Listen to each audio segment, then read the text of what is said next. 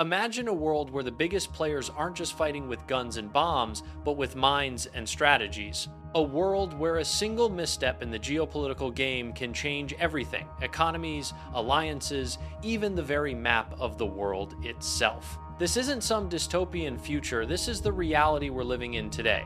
And the players? The United States, Russia, and China. These are the giants whose moves are felt across continents. But here's the twist: while the US and its allies have dominated the seas, China and Russia are slowly tightening their grip on the land. And this isn't just about territory, it's about control, influence, and the future of global power. We're witnessing the early stages of what some are calling the Second Cold War.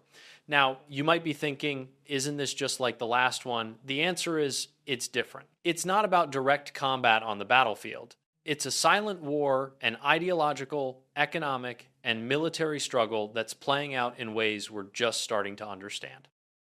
This isn't the 1,980 seconds with two superpowers staring each other down across the Berlin Wall. This is a new kind of war, one where geography is still important, but so are alliances, cyber capabilities, and trade routes. Let me take you back for a moment.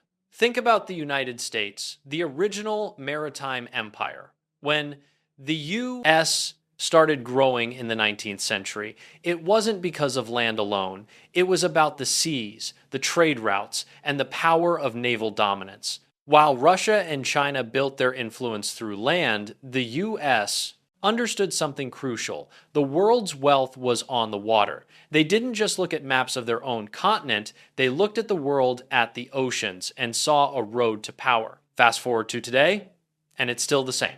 The US is trying to maintain that order, keeping the seas open, maintaining trade routes, all while preventing any one power from controlling them. But here's the catch: China and Russia are not interested in playing by these rules anymore. Russia, sitting on the vast landmass of Eurasia, sees its future through territorial control. And China, with its Belt and Road Initiative, it's less concerned about the seas and more focused on extending its reach across land through roads, pipelines, and influence peddling. And in their pursuit of control, they're making moves that threaten not only the US, but the very structure of the global order as we know it. But it's not all about the players. It's about the rules. The US has long adhered to a rules-based international order, freedom of navigation, free trade, and, most importantly, cooperation. But now, both China and Russia are rejecting these rules. They're not just challenging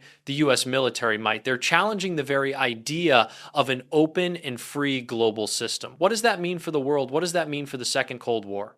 In this new era, it's not just about who has the biggest army or the most advanced technology. It's about control over ideas, over narratives, and over how the world interacts. The competition isn't just military, it's economic, it's political, and yes, it's digital. So, what does this mean for the future? How did we get here? And what can we learn from the first Cold War to navigate the one we're in now? Stay with me. The story we're about to unfold doesn't just impact the United States, Russia, and China.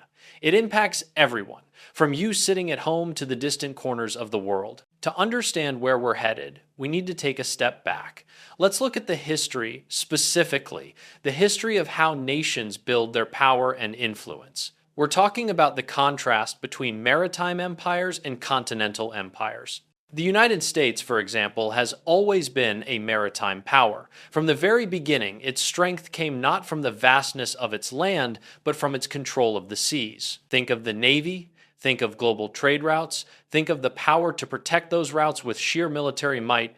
The U.S. Navy, one of the most formidable forces on the planet, wasn't just built to protect its coastlines. It was built to maintain a global system-free and open seas for trade, for communication, for influence. The key here is freedom of navigation, the idea that the seas should remain open for all. Now, look at Russia and China. These two, they don't have the same geographical advantages. They aren't surrounded by oceans. They don't have the same kind of global trade networks to leverage. Instead, they focused on the land. They're what you'd call continental powers. Their empires built on landmass, on borders, on defending territory. And here's where things start to get interesting. Continental powers think differently. They're land focused, and because of that, they view their neighbors very differently. For Russia, that means constantly watching over its borders. From the Mongol invasions to the Nazi threat, Russia has been surrounded by adversaries for centuries.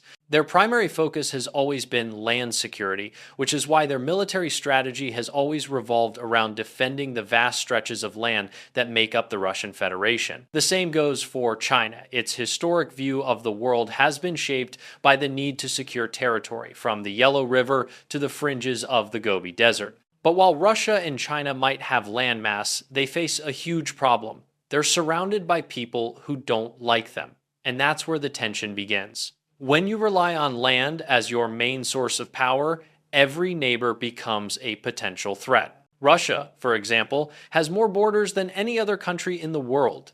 The sheer number of neighbors is staggering, and not all of them are friendly. The same goes for China. Sure, it's big, but its neighbors, India, Japan, Taiwan, and many others, are all locked into a delicate geopolitical balance. The real kicker here is that the US doesn't have to worry about this. As a maritime power, the US has oceans on all sides, essentially a natural defense that has kept potential enemies at bay. That's why the US has always had the luxury of projecting its power globally rather than just focusing on one region. So what happens when these continental powers, Russia and China, start pushing against the very system that the US has built?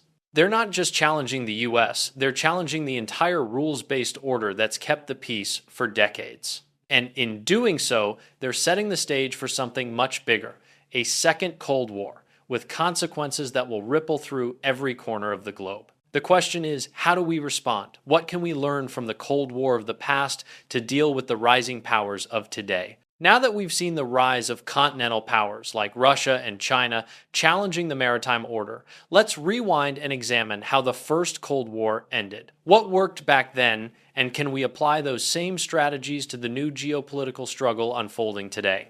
In the original Cold War, the stakes were high nuclear annihilation hung over every move. And both superpowers, the US and the Soviet Union, had vast military arsenals.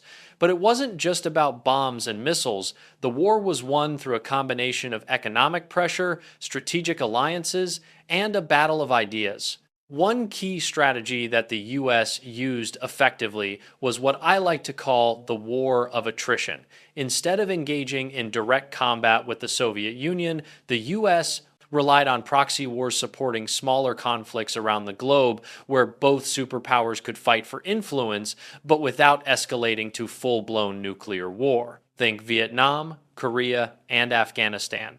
The US didn't necessarily win every battle, but it didn't have to. It just needed to weaken the Soviet economy over time, stretching its resources thin. At the same time, the arms race played a crucial role. While the Soviets poured vast amounts of their resources into military buildup, some estimates say they dedicated up to 70% of their economy to defense. The US didn't match them pound for pound.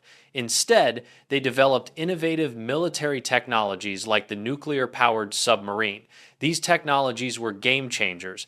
The Soviets couldn't match the technological advancements or the financial power of the US, and eventually, their economy began to suffer from overextension. But the US didn't stop at military strategy. There was also a heavy emphasis on ideological warfare.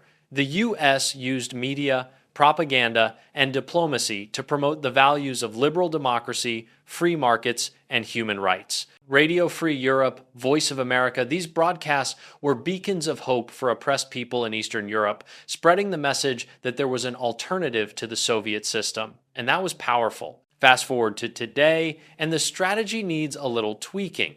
With Russia and China, the ideological divide is still there, but we can't rely on the same tactics. The world has changed, technology has shifted the balance, and we now live in a highly connected, information-driven world. China, in particular, is leveraging economic power through initiatives like the Belt and Road Initiative to build alliances and project influence. Meanwhile, Russia's tactics are more covert, using disinformation, cyber attacks, and military interventions to destabilize regions and erode trust in the West. So, how can we learn from the first Cold War to tackle today's challenges? First, it's clear we need to play the long game. Just like the Soviet Union eventually crumbled under the weight of its military spending, Russia and China will face their own internal pressures if we apply the right economic and diplomatic leverage. But instead of focusing solely on military power, we need to double down on economic diplomacy and global alliances. We must also be strategic in where we focus our efforts. Just as the US helped destabilize the Soviet Empire by supporting insurgencies and revolutions, we should be empowering democratic movements in places like Hong Kong, Taiwan, and Eastern Europe. The goal isn't to provoke a direct conflict, but to create fissures within authoritarian regimes, weakening them from within. And, importantly, information warfare is just as crucial today as it was in the Cold War. We must ensure that the narrative of freedom, democracy, and the rules-based international order remains strong and visible. If we don't, China and Russia will continue to shape the world with their Vision 1 of control, censorship, and aggression. But even with all these strategies, it's clear that we're in for a long, drawn-out conflict. The Second Cold War will take time to resolve, but with the right strategy, we can ensure that the world of tomorrow is one that values freedom and stability, not one ruled by authoritarian powers. The real question now is, what role will the US play in this unfolding drama? As we look toward the future, one thing is clear. This Second Cold War is not just about military might or economic power. It's a battle for the global order, for who gets to define the rules by which the world operates. And that, more than anything, will decide the course of this new conflict.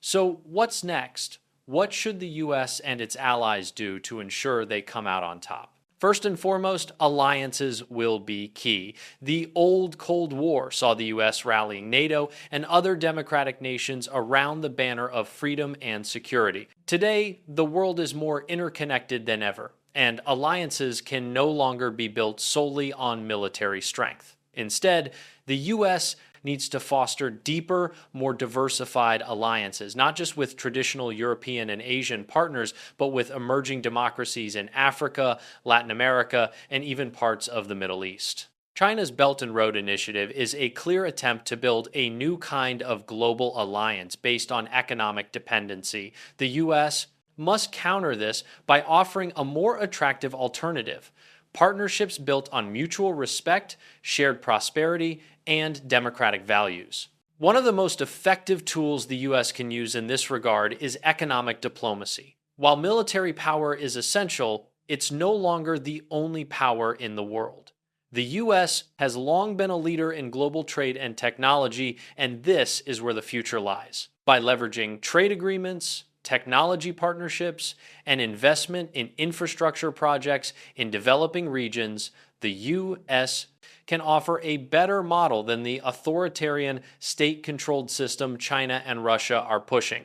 Just as the US used its economic influence to win the Cold War, it can use the same tactics today to create a global web of interdependence that favors freedom over oppression. Another crucial area is cybersecurity. The digital world is now the new battlefield. Russia and China have already demonstrated their willingness to use cyber attacks, disinformation campaigns, and espionage to undermine their adversaries. The US and its allies must build robust defenses against these threats while also becoming more proactive in exposing the digital warfare tactics used by authoritarian regimes. This isn't just about protecting our systems, it's about taking the fight to the enemy in the cyber realm and ensuring that free societies can function without interference. At the same time, we can't ignore the internal dynamics of countries like Russia and China. Both nations are facing significant domestic challenges, from economic stagnation to political unrest. Russia's military adventurism in Ukraine has already drained its resources, and China's growing internal contradictions, ranging from economic slowdown to demographic crises, will eventually catch up with them. The US and its allies need to apply diplomatic and economic pressure to exploit these vulnerabilities, making it clear that authoritarianism leads to stagnation and decline, not prosperity. But perhaps most importantly, we need to stay true to the values that have made the West strong: freedom, democracy, and human rights. It's easy to get caught up in the tactical maneuvers of geopolitics, but we must never forget why this fight matters. We're not just fighting for strategic advantage or economic gain, we're fighting for a world where people can speak their minds, choose their leaders, and live without fear of oppression. So, what's the way forward? It's a long and complicated road, but the strategies of the past — military strength, strategic alliances, economic diplomacy, and ideological commitment — can still guide us.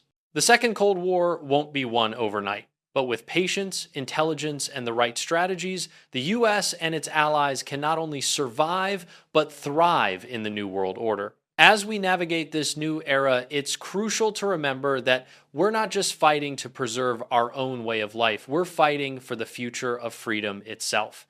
The world is watching, and the decisions we make today will shape the global landscape for generations to come. The battle isn't over yet, but with the right approach, it's one we can win.